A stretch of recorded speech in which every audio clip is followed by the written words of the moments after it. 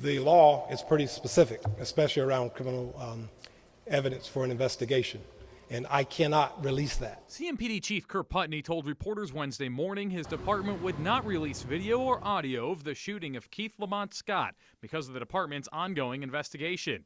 He cited a portion of state law that says police investigation records are not public.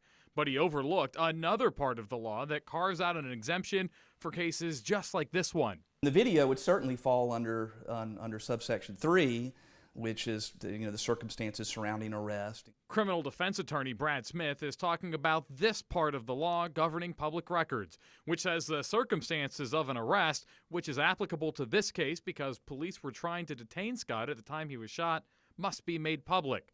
The law specifically says police must provide records documenting resistance or the use of a weapon, which police say Scott had when he got out of his car.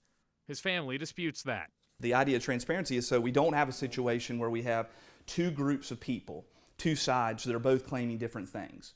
Putney says he and his office is still reviewing video footage of the incident. We're still going through all of the footage from both body-worn and dash.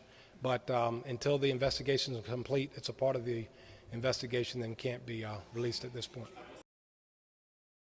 Last night, an army of police officers clad in riot gear looked on as rioters smashed windows and ransacked Uptown. Chief Kurt Putney says police simply didn't have enough people to both protect buildings and police the streets. But On Your Side Investigates has learned additional manpower was available. State resources were offered as early as Wednesday morning. Why didn't you ask for those additional resources that could have helped keep the city safe sooner? I'm sorry. Yeah. The question was to me, correct? It was. We were in conversation. I was in conversation with the governor early in the morning. During the day, the center city was peaceful. And during the day, we had indication of peaceful protests. We saw some peaceful protests. Roberts says she was in communication with the governor's office and city emergency leaders, including Chief Putney, who ultimately did request the additional resources. We are a team here in Charlotte. We are a team. I rely on my experts to give me the appropriate advice at the appropriate time for the appropriate resources that will be needed. Team coverage tonight as we follow the latest developments on the deadly officer-involved shooting with Charlotte-Mecklenburg police. We're going frame by frame in the newly released video of the shooting. Sharon Smith will have that. Steve Crump is standing by at Little Rock AME Zion Church, where state NAACP leaders are calling for change. But we want to start with WBTV's investigative reporter Nick Oxner. And Nick, you've learned some city leaders are not happy with the mayor's handling of this delicate situation.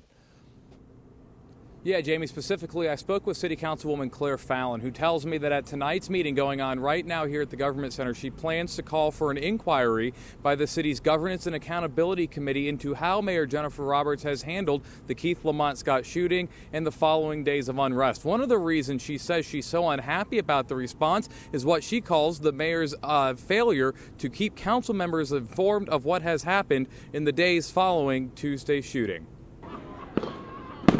The turmoil that unfolded on the streets of Charlotte last week is set to spill over into the city council meeting Monday night, as Mayor Jennifer Roberts faces questions over her decision she made and how to respond to the unrest in the days following the police shooting of Keith Lamont Scott. Our mayor dithered. What makes you say that? Because you have to make a decision. You don't dither. Do you blame the mayor for the National Guard not being here Wednesday night?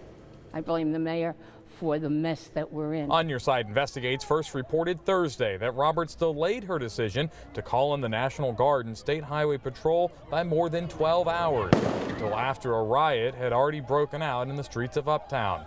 A decision Fallon says she and other council members were never consulted on. You were more concerned about how you would look than what you were doing to our city. Roberts did not immediately respond to a request for an interview late Monday afternoon, but had this to say last week when we asked her why she delayed asking for assistance. I think that's inaccurate to say concerned about appearances. What I'm concerned about is safety.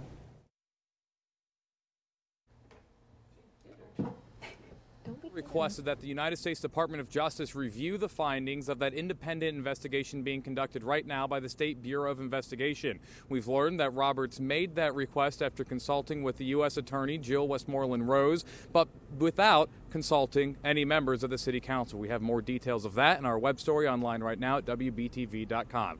Now reporting live at the Government Center, Nick Oxner, WBTV, on your side. Going to be an interesting City Council meeting tonight. Nick, thank you.